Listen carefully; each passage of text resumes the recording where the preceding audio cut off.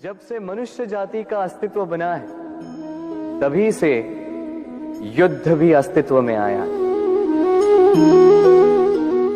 युद्ध जो कभी धन का द्वंद्व बनकर सामने आता है तो कभी सुरक्षा का हथियार बनकर, कभी विजय की भूख के लिए तो कभी पराजय टालने के लिए। किंतु वास्तविकता तो यही है कि यदि आपको आगे बढ़ना है तो बाधाओं से युद्ध तो करना होगा, परंतु युद्ध के लिए सज्ज रहना इतना महत्वपूर्ण नहीं है जितना महत्वपूर्ण है यह समझना कि युद्ध को टाला कब जा सकता है, क्योंकि सबसे सफल युद्ध वही होता है जो कभी लड़ा ही ना जाए।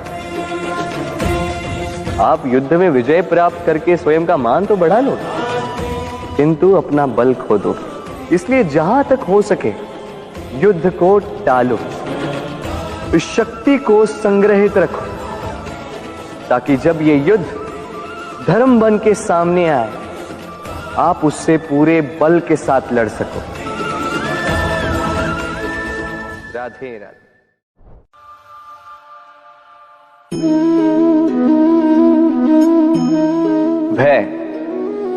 भय सबको होता है, चाहे वो पशु हो, पक्षी हो या मनुष्य। वास्तविकता में मनुष्य भय को अपने साथ लेके ही जन्म लेता है। तो इस भय से भय कैसा? यदि भय बुरा भाव होता तो क्या इसे हम अपने साथ लेके जन्म लेते हैं? वास्तविकता में भय हमें आगे बढ़ने के लिए प्रेरित करता है। अब देखिए, जीवन जाने का भय आपसे स्वयं की सुरक्षा करवाने का प्रयास करता है। अपमान का भय सदाचार की ओर बढ़ाता है। किसी प्रिय को खो देने का भय उसके लिए कर्तव्य पालन करने को प्रेरित करता है। किंतु ये भय बुरा तब हो जाता है जब आप इसे अपने ऊपर हावी हो जाने देते हैं, इसके लिए कुछ प्रयास नहीं कर पाते। इसलिए यदि इस भय को उपयोग में लाना है, आपको स्वयं इस भय के ऊपर हावी हो जाना होगा। तो तोड़ दीजिए भय की सीमाएं, अपनी आत्मा को छोड़ के किसी और के समक्ष सर मत झुकाइए और स्मरण रखिए, जब अंधकार से डरना छोड़ दोगे तभी दीपक बनकर प्रकाश दे पाओगे। राधे राधे। व्यक्ति किसी और वस्तु या भाव से परिचित हो ना हो, भय और भविष्य दोनों ही व्यक्ति के मन में सदैव रहते हैं, जिनका अस्तित्व व्यक्ति के अस्तित्व पे भारी रहता है। विचित्र है ना? वह वो है जिसे आप नहीं जानते, जो अनजान है, और इसी कारण आपको भय लगता है कि ना जाने क्या होगा।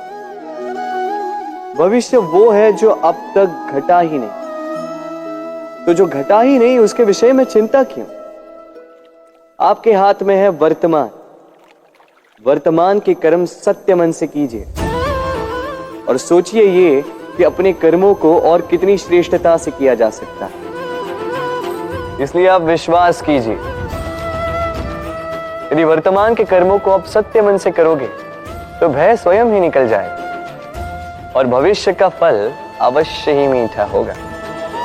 इसलिए भय और भविष्य से डरना छोड़ दीजिए, इस वर्तमान को जी। जीवन में हम कई लोगों से मिलते हैं।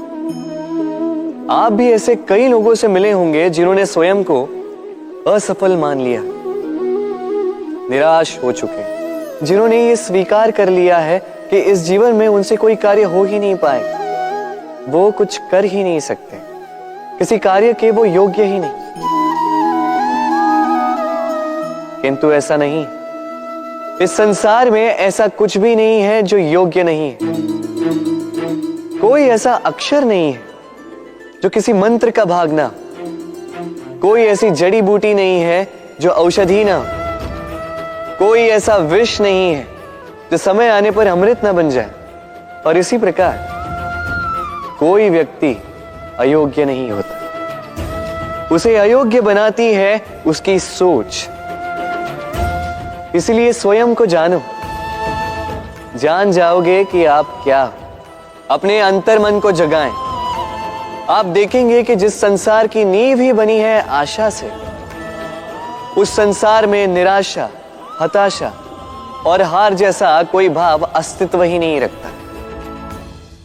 इतना सुंदर पुस्तक है, सुंदर आवरण है, सजाए हुए पृष्ठ है,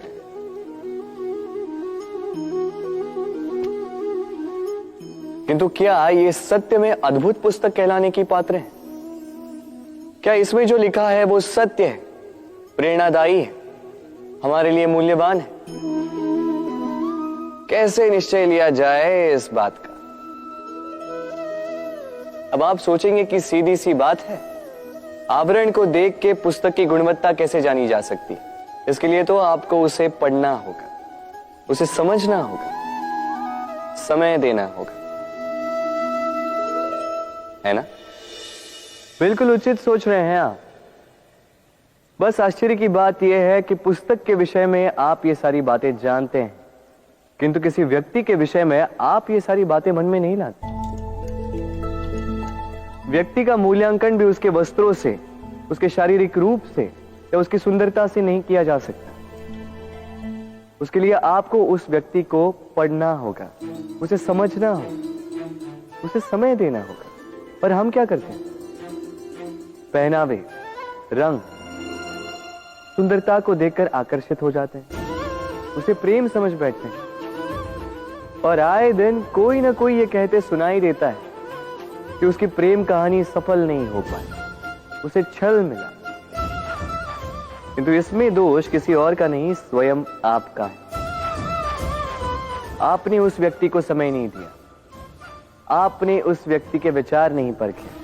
प्रेम 2 क्षण में बनने वाला पकवान नहीं है। इसका स्वाद चखने के लिए आपको जीवन भर का समय देना पड़ेगा। तो समय दीजिए, एक दूसरे के रूप से नहीं, आत्मा से जुड़ी। निश्चित ही मन प्रसन्नता से कह उठेगा, राधे राधे। हम में ऐसा कोई नहीं होगा जिसने वृक्षों को ना देखा, वृक्षों पे इन पक्षियों को ना देखा, इनके घोंसलों को ना देखा, इन पक्षियों को अपने छोटे छोटे बच्चों को भोजन कराते ना देखा। संसार का सबसे ममत्व वाला दृश्य होता है। चिड़िया दूर से अपने चोंच में दाना भरकर लाती, स्वयं भोजन करने में असक्षम संतान की चोंच में डालती, स्वयं भूखी रहकर निस्वार्थ निश्चलता से। और जब संतान के पंख निकल आते हैं, वो उसे उड़ना सिखाती और उसके पश्चात उसे स्वतंत्र कर देती है अपना जीवन जीने के लिए। इस आकाश में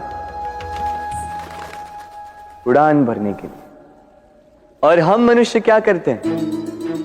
जिस संतान को हम पंछी की भांति पालते हैं, उसके पंख निकलते ही हम उसे बांध देते हैं, ये सोच के कि कहीं वो दूर उड़कर न चली जाए। ऐसा नहीं कि इस स्थिति में माता पिता को संतान से प्रेम नहीं है, अवश्य है, किंतु इसमें प्रेम पर मोह भारी पड़ जाता है, जो स्वयं अपने और संतान के भविष्य के बीच में बाधा बन जाता है। हम ये भूल जाते हैं कि हम केवल जन्मदाता हैं, भाग्य विधाता नहीं। तो जब प्रेम में मोह आ जाए तो वो प्रेम नहीं, स्वार्थ बन जाता है। इसलिए प्रेम को पास रखिए और मोह को दूर, क्योंकि जिससे प्रेम करते हैं उसका विकास नहीं रोका करते। प्रेम संसार का सबसे पवित्र बंधन है, पर सच पूछो तो ये बंधन से मुक्ति है, स्वतंत्रता है।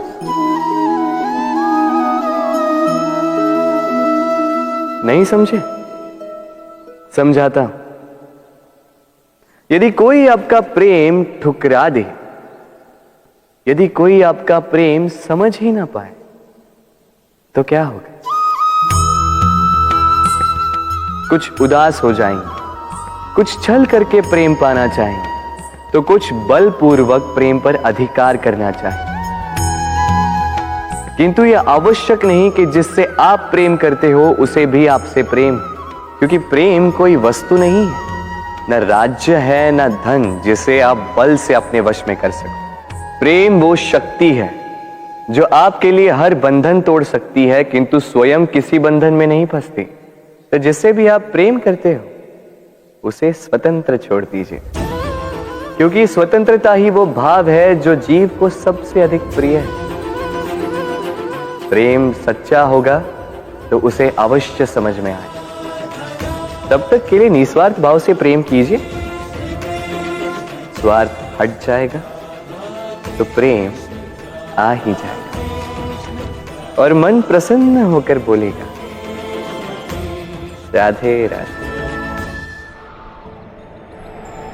जब भी प्रेम की बात आती है, हम सबसे पहले मन में एक नायक और एक नायिका का चित्रण कर लेते हैं। क्यों? आपके साथ भी यही होता है ना? पर क्या प्रेम केवल नायक नायिका के आकर्षण का बंधन है?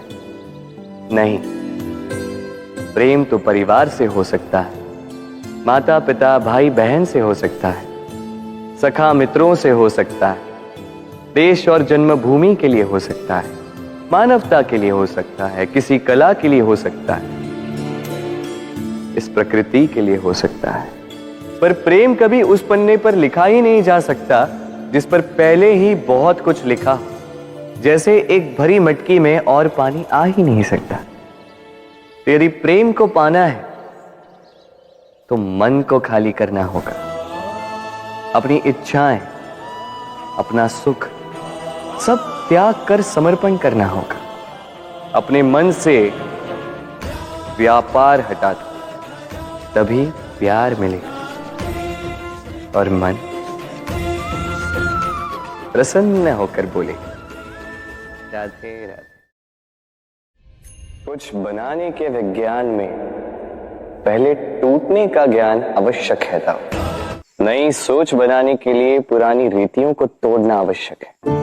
ये यात्रा, ये सीख केवल राधा के लिए नहीं बल्कि सभी के लिए। फिर सभी को इस दुर्गम और जटिल पथ से जाना ही होगा।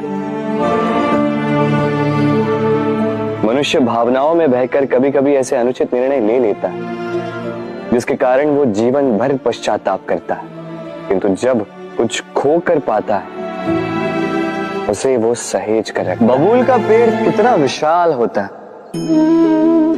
पीपल का पेड़ भी विशाल होता है, किंतु क्या आपने कभी सोचा है क्यों बबूल के पेड़ को काट के उसका उपयोग किया जाता है और क्यों पीपल के पेड़ को पूजा जाता है?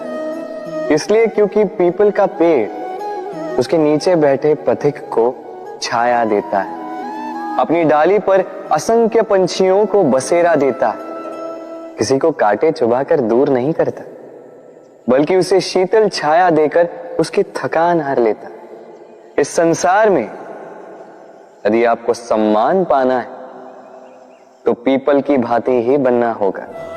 कुछ देना सीखो, आनंद, सुख, शीतलता बांटना सीखो और कांटों की भांति कभी किसी को कष्ट ना दो।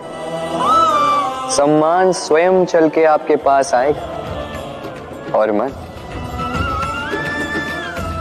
प्रसन्न होकर बोलेगा,